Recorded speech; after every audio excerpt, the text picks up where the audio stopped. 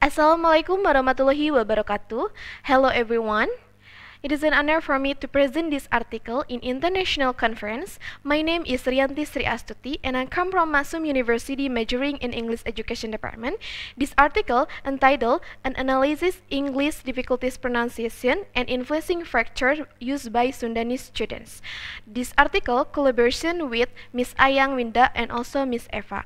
Let's begin to the background. This background is come from speaking. Speaking is one of the complex skills as stated by Thornbury 2005. Pronunciation is one of the most obstacle aspects in speaking for learners. Our observations show that students admit that they have trouble pronouncing English words accurately during speaking. Most students at Masum University come from a Sundanese speaking background. And Sundanese is the second most widely spoken language in Indonesia. And pronunciation problems are often caused by first language interference. And also, in English sounds such as the, f, and also v do not exist in Sundanese, leading to frequent pronunciation error.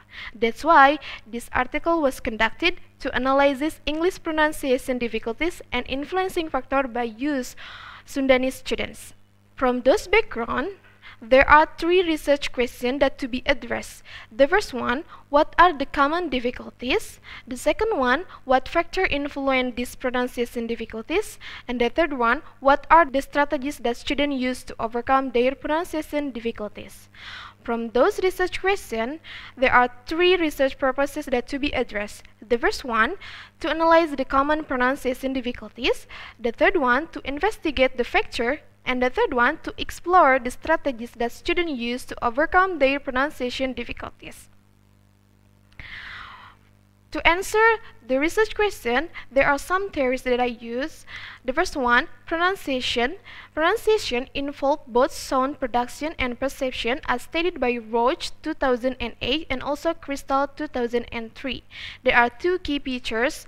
The first one, segmental, including consonant and also vowel, and suprasegmental, including stress, intonation, and also rhythm. There are common difficulties, including unfamiliar English word. The first one, interference first language, and limited exposure. And influencing factor, there are the first language habits, low phonological awareness, input limitation, teaching methods, and also motivation. And for effective strategies, there are phonetic training, listening and imitation, corrective feedback, technology tools, and also interaction. There are some previous studies that investigate the same issues. However, there are explores Japanese language, Malay language, and also Sundanese language. However, even there are explore Sundanese students, there do not exist strategies and also influencing factor. So that is the gap from between previous study and also this research. And this research use descriptive qualitative data collection technique, use observation, questionnaire, and interview, and data collection from 25 students of English Education Department per semester, including 21 Sundanese students in Masum University. There are the findings of this research. The first one is difficulties pronunciation. In difficulties pronunciation, there are two parts. The first one is segmental. This table is show that the result of segmental in difficulties pronunciation. This table means that the majority of students have difficulties in pronouncing new English words and tend to guess the pronunciation without verifying it first. This difficulty reflects their weak phonological knowledge and lack of awareness of the importance of pronunciation checking strategies, which impact their pronunciation accuracy. Confusion over similar sound also impacts the accuracy of conveying meaning. Rambles 2015 emphasized the difference between the phonological system of the mother tongue and target language. The tendency to guess pronunciation also reflects Brown's 2000 notion of phonological instability among non-native learners.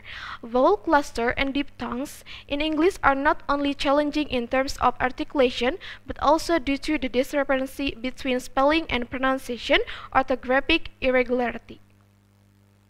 And the second one is suprasegmental. This table means that English spelling does not always represent pronunciation accurately, which leads to misinterpretation of word stress and intonation, as stated by Roach 2009. In the context of Sundanese students, the intonation patterns of their mother tongue, which tend to be flat or does not emphasize syllable stress, may cause them to be less sensitive to prosodic element in English. Suprasegmental features such as intonation, stress, and rhythm are essential to natural speech and are often difficult for a learner because they are not explicitly taught, as stated by Ledforge 2006. And the second one, the findings found that factor influencing this table means that one of the dominant factors found in this study is the influence of mother tongue, in this case Sundanese, on student English pronunciation. They face difficulties in distinguishing and pronouncing sounds such as the in thing or the in this, because these two sounds do not exist in Sundanese. As a result, they are often replaced with the sound th or the, which are familiar to them.